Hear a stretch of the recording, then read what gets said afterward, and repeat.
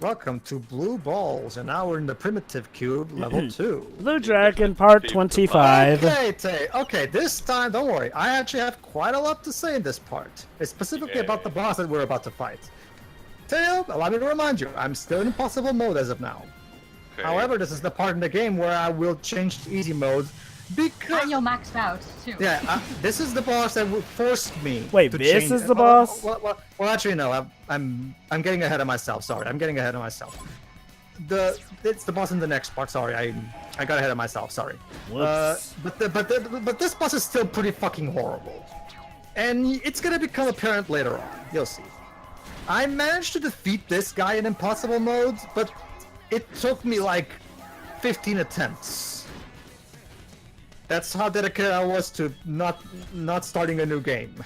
You know, I think I noticed the magic with this boss theme and why I was enjoying it. It's one of those rare things that's so bad, it's good. I'll just say this, Jova. Memory of fork and knife. Yeah, misheard lyrics. But yeah, I think I've got it. This boss theme is so bad that it's good. It's just hitting that right, perfect center point line. Basically, Joe, what you're saying... Joe, that it's so bizarre that you cannot distance yourself with it, and you wanna listen it to the end. That, and while the lyrics are so stupid, the instrumentation is just good enough to keep you lulled in. Like, every time you start questioning the lyrics, then that awesome guitar solo goes in. I still have to wonder, though, if you were gonna do the entire song in English, why not just get a Japanese singer to do it? Tell that also to the people responsible for Fire Emblem Heroes, because the Fire Emblem theme that they sing at the title screen is hilariously bad. Yeah, boy. Okay, so you're probably saying, Teo, well, this puzzle doesn't look that bad so far. I mean, yeah, each time he does that missile attack... Yeah, but it doesnn't seem to inflict you that much damage, especially compared... Oh. Okay. Let's just say, Teo, it's gonna get worse. Of course it is. What you're seeing right now, Teo, is one of my failed attempts. I'm actually going to lose this one. I didn't want to skip to the one attempt where I do succeed because I really wanted to show this, just to show how batshit terrible this boss is. You're a robot. You don't need to flex your non-existent muscles. Well, let's just see, Teo. He's a cartoony robot. Okay. Let me see. Are we almost there? Okay, about 2 minutes from now, we'll get to that part that I was... Sure. I guess it's one of those bosses that the more HP it loses, the more aggressive it becomes. Very good, Teo. It's common. Let's just say this boss basically takes that to a completely new extreme. Are you talking about this boss or the next one? This boss. Yeah. However, the boss that forced me to start over in easy mode, or at the very least to change the mode to easy mode via the save editor, it will happen in the next part after this. Oh jeez. Memory of 4K. Right, this is not the first time he's done it anyway, so I've expected this. And now he's doing it again! Even though he literally just did his turn. Isn't it supposed to be my turn now? Maybe it's a matter of speed Hijacking. stats. Excuse me? Aren't I Teo, why is the boss... Hijacking the turns. Teo, why is the boss allowed to attack 4 times in a row? It's like that boss in Shin Megami Tensei 3 Nocturne, where it's the turn-based combat in that game is similar to this one. See, you guys saw it. The fucking thing attacked me with the missile attack 4 times in a fucking row, and I wasn't able to do anything. Yeah, but basically, yeah, it's the same. There's this boss, I forgot its name. It's one of the late game bosses, so by nature it should be strong, and in an Atlus game, obviously that means it gets pumped up to 1000, but the thing that makes it cheap is the fact that it has a move that allows to multiply his turns at disposal, and he uses his pattern in a random way. Basically he has 3 moves. The one where he uses the turn augmented move, I think an almighty attack, which is one of those super non-elemental magics that you see in RPGs. And I think love how the other- Zola's portrait focuses on her boobs. it's a girl. She has no personality, so obviously you have to. So obviously those are. Don't you supposed see, to Pedro, the pirate compensate outfit? for it. Wait, hold on. It focuses on her boobs, but it just focuses on her upper body like it does every other character. Yeah, but her boobs are so prominent there, though. But Meh. basically, it's the big boobs are to compensate for the fact that she doesn't have a character. Yeah, honestly, I think you're just reading too deeply into that. Well, But yeah. Jova, that's what happens. To take a cue from James Rolfe, that's what happens, Jova. That's what happens when you play a shitty game for so long. Your mind gets delirious. Good point.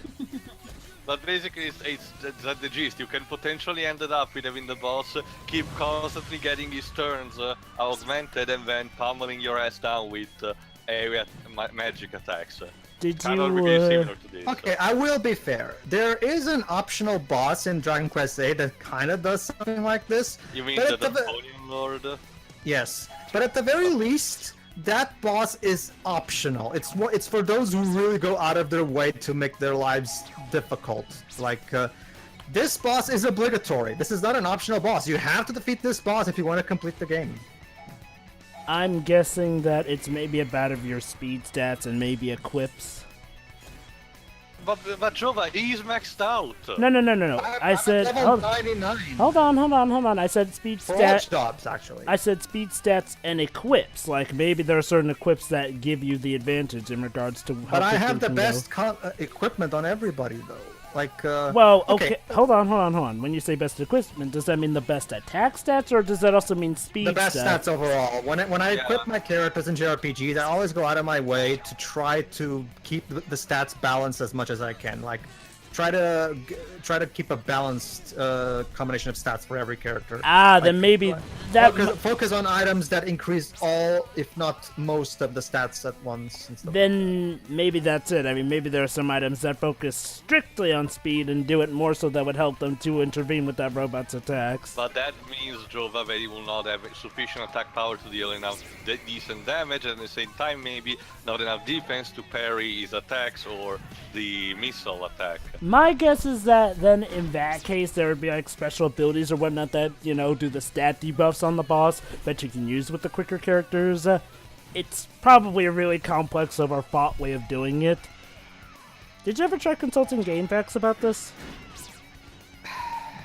Okay, let me address Jova's point, because I was actually Jova's question just now actually kind of is answered by what I was about to say anyway. So allow me. Okay, I will concede that the only way you're going to be able to beat Emerald Weapon in Final Fantasy VII is if you go out of your way to get specific items and materials and use a very specific strategy. Because that boss is fucking nuts. However, again, that boss has the decency of being, at the very least, optional, okay? I shouldn't have to I mean... and again, goes back to the difficulty curve thing. Why does the game jump from being a walk in the park to a near impossible deathmatch? Question, Pedro. Does the boss hijacks your turn like that even in normal mode? In easy mode, it kind of does the same as well, but it's much easier because it does a lot less damage. Oh, well then maybe in this case it's just a matter of making sure that everyone is focused on healing. Well, Again, maybe I not understand, everyone, it's but like... impossible mode. I get it, but this is still badly Okay. Let me say. When I say that maybe there's a way, I'm not saying that it's a No, smart... there is a way. I'm going to succeed in this specific one right now. I There is know. a way. I know. Just let me explain my stance. When I say that let there's me probably explain. a way to stuff like this, I'm not saying that it's a good or well thought out way, and I am in no way condoning that, yes, there's a specific strategy to it. What I'm saying is like, well, maybe there is a way. It's sort of like when you're creative enough to try and find the way. However, don't worry, I won't judge you if you don't find out the way, because honestly, sometimes these things are a bit too complex for their own good. And, okay, I get it. You know, impossible modes in RPGs do sometimes tend to be the, okay, you've got to follow the strategy down here thing, because, again, in an RPG, unless it's, say, something like Mario and Luigi, you can't really dodge attacks, so you either want to focus highly on defense, do this a specific sort of way or not, because it's not an action RPG. So, okay, I can understand. Yeah, but I mean, there is, but it's RNG and extremely with the odds in favor of the enemy, so you might as well consider it that it's not effective. Basically, though, what I mean is like, well, you know, I get it, you know, in harder modes of RPGs, sadly, it is going to become a bit more strategic in that you kind of may have to do some stuff a specific way here or there because of the nature of an RPG in a harder difficulty. The problem is that, like, well, the solution needs to at least be somewhat clear and, you know, built in a way that, you know, you don't have to build up the entire game building up to that certain moment. Like, you know, if you're going to have a specific way, make it so that it's a simple matter of, you know, swapping equips here and there. I think it's now that I find out that I can skip it, I think, if I remember correctly. I think it was around this battle that I think... Oh, no, it's not in this specific part, no. So, I think it's later. Okay, go ahead, Joe. So basically, my guess is like, well, the boss that made you rage quit impossible mode probably had to be dealt with a specific way, my guess. Yeah, that's probably it, but I think that particular method should be applied only to optional bosses, honestly, because...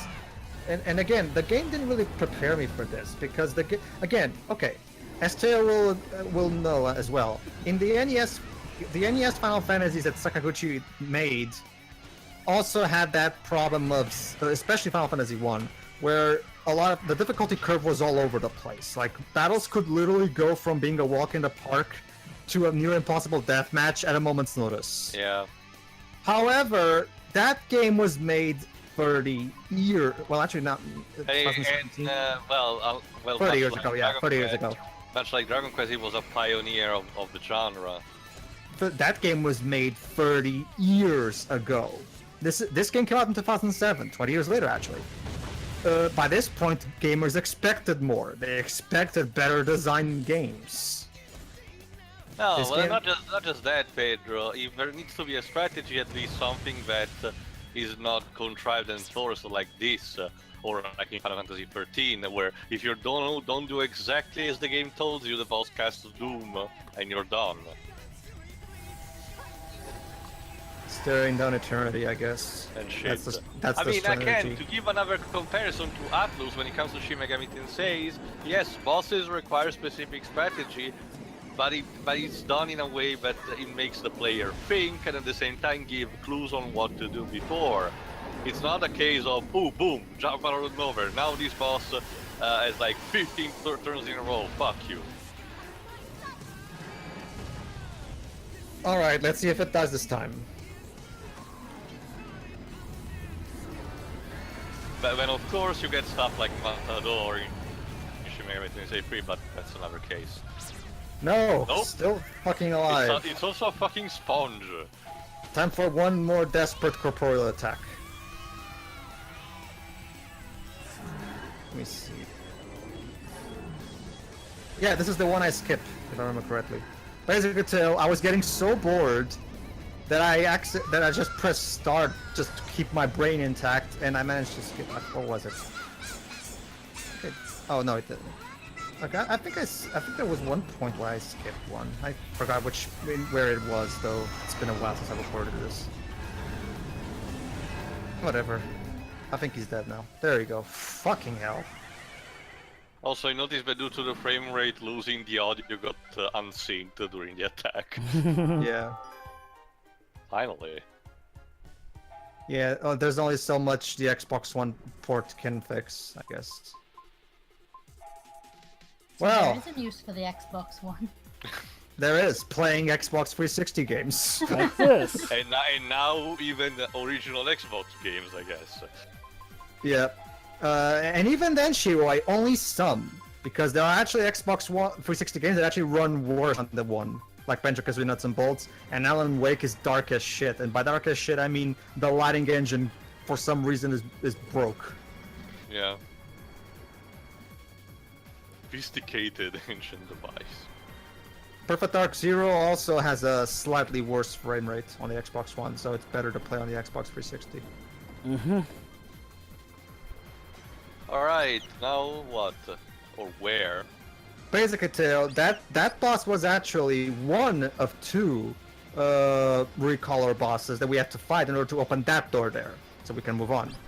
But don't worry, because the yellow companion to that red one is much easier. Again, it goes back to the fucking ADHD difficulty curve that this game has. Okay, Sakaguchi-san, of all the things to bring back from your NES days, that one you shouldn't have, okay? Not everything from the NES days was golden, Sakaguchi-san. Come on. I get that the point of this game was to be a traditional JRPG in every sense of the word, but come on, the standards have evolved. Times change for a reason. I mean, imagine if Metal Gear Solid 5 had NPCs still with tunnel vision.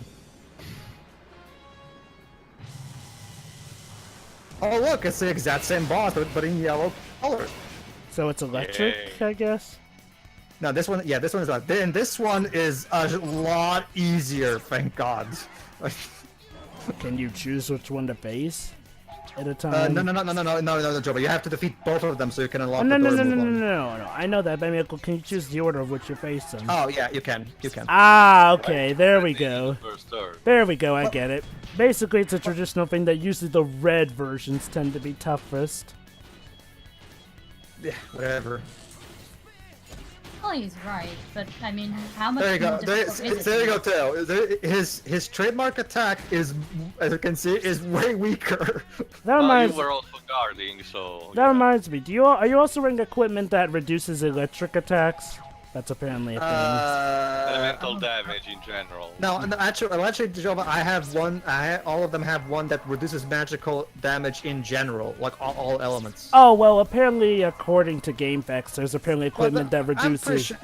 I'm pretty sure the missile attack from the previous boss is non-elemental. Well, apparently, though, a lot of the bosses you've been facing, though, when they attack you directly, magic or not, they attack with a certain element. So apparently, if you wear like equipment that reduces a certain element, it reduces the damage that elemental boss will do, magic or not. So it's like Quest 64 all over again. Yeah. Basically, Shira here. Oh, Okay. So maybe you're wearing equipment that reduces electric damage. That would explain why the red one, a fire one, was hurting you more. Does the boss that make you rage quit do fire damage? Again, I don't know. I don't know what element the red boss is. Because he just throws missiles. For all I know, it's non-elemental damage, or maybe it's fire damage. I don't know. Let me check. What's the name of this boss? The previous one. Well, you know, I mean, the it'll name. probably be the same name as this one, just with a small I don't know, variant. Jova. I don't know. check And near quite the frankly, I end, don't they care. should be there. I know, I'm just waiting to see it. Anyway, basically, Shiro, Spike Quest on 64. Sentry. Basically, Shiro, Quest 64 is a Nintendo 64 RPG that is absolutely god awful. And one of the things about it is that, basically, Shiro, every single attack the enemies have, and I'm including bosses, is magic. There's no physical attacks from the. And not just, a different kind of magic. They're spells identical to the one of your protagonists, just called with a different name. Yeah. Go figure. And now you're probably thinking, Shiro, so what's wrong with that? Well, here's the thing. There's a spell in the game called Magic Barrier. You're probably wondering, what does that do? It literally protects you from all magic damage. All of it. Which, for 3 turns. Which means that for 3 turns, you're literally immune to damage of any kind with no penalty of any sorts. Basically, it's the spell winning, it's the game winning spell. Basically, once you find that out, the game becomes this routine method of every single time there's a battle, just put on the magic barrier and attack. When the magic barrier wears out, just do it again. And ladder, rinse, repeat. And you can literally win the entire game with that tactic. Because that's good game design. Huh. Okay, so let's see. Oh, apparently you're supposed. Apparently, The boss according still has a lot of HP, but at the very least, it doesn't do nearly as much so damage. according to the walkthrough, it suggests to fight the Spike Arm Sentry before fighting the Scowling Dynamo, which is the red version of the boss, because apparently the Spike Arm Sentry gives you a drop that can possibly help you against the Scowling Dynamo. How nice of the game to give me a hint to that. Well, at least you powered through.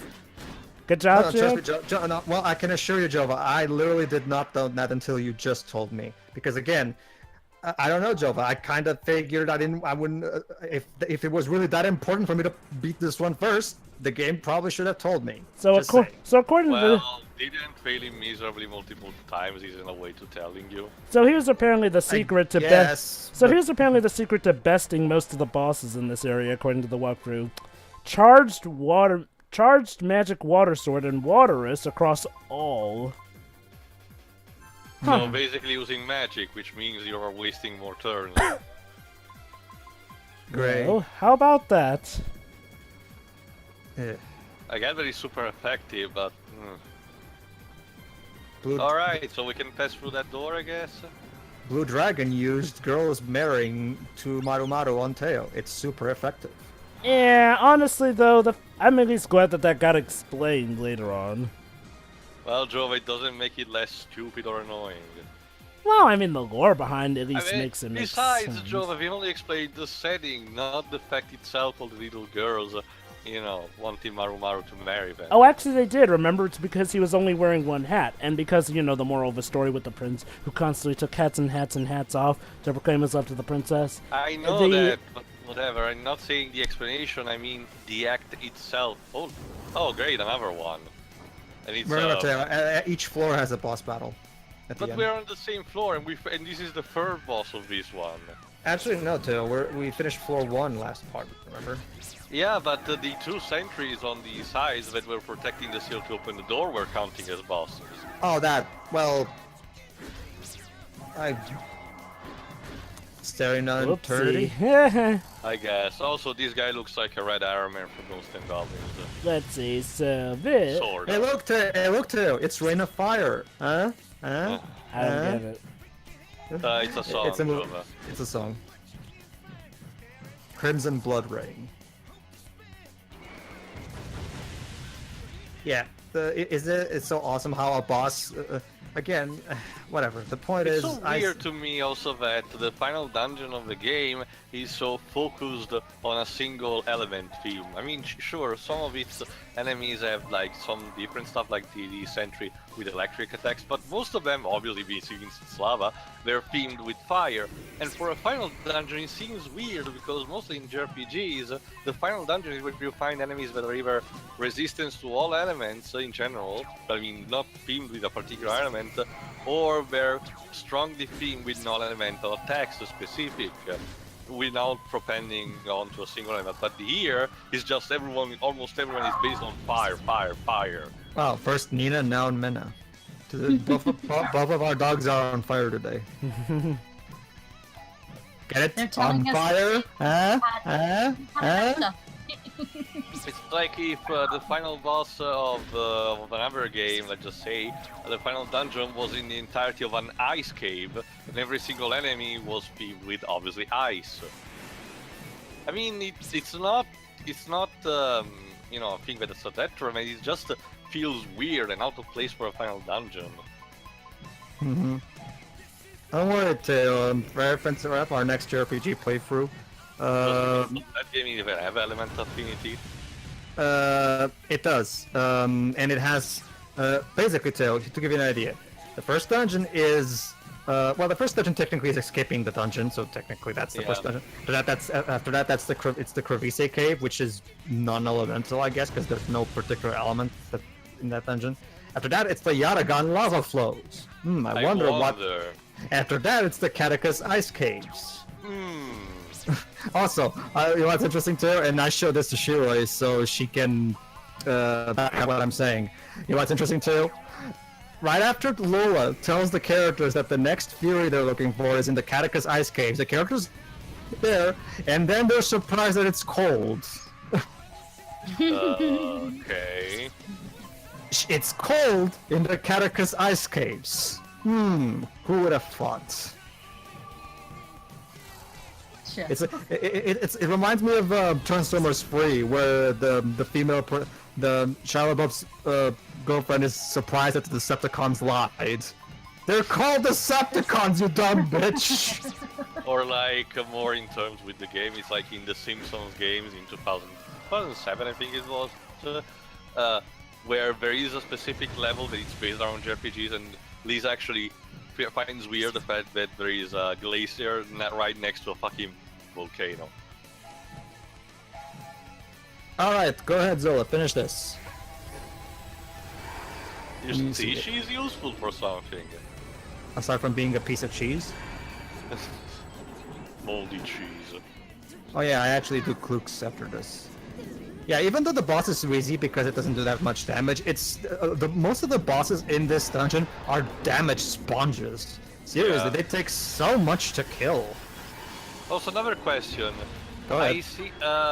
I see that the corporeal attacks, at least for the animations, are themed with an element, but when it comes to the actual attacks, they're non-elemental, right? I think so, yeah. I haven't checked, but probably, yeah. Okay.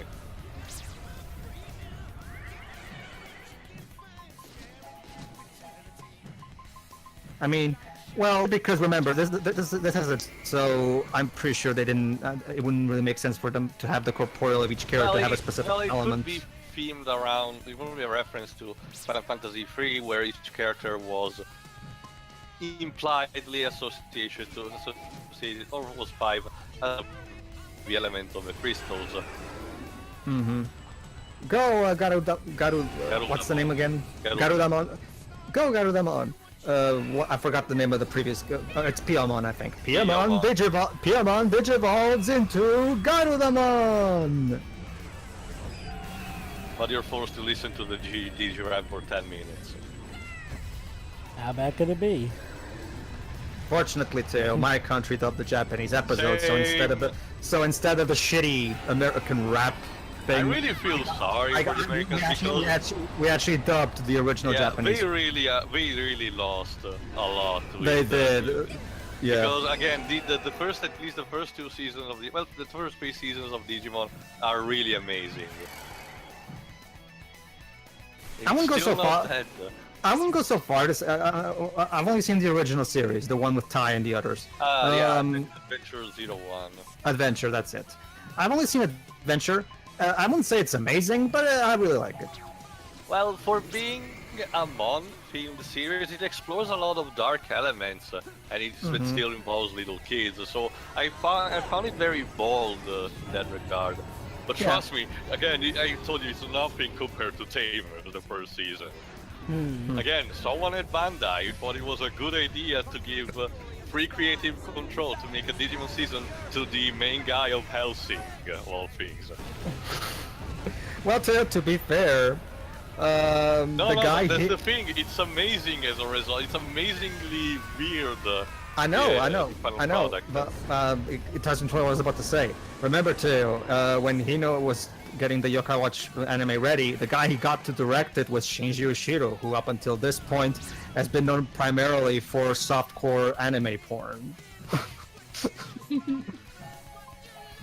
Well, How about that? he's still not fucking dead. I know, right? I used two free corporeal attacks on it, and it's still alive. Seriously. This boss isn't even hard. It's just boring because it takes way too long to beat. Jesus Christ. All right, let me see if it's now. Yeah, it's now.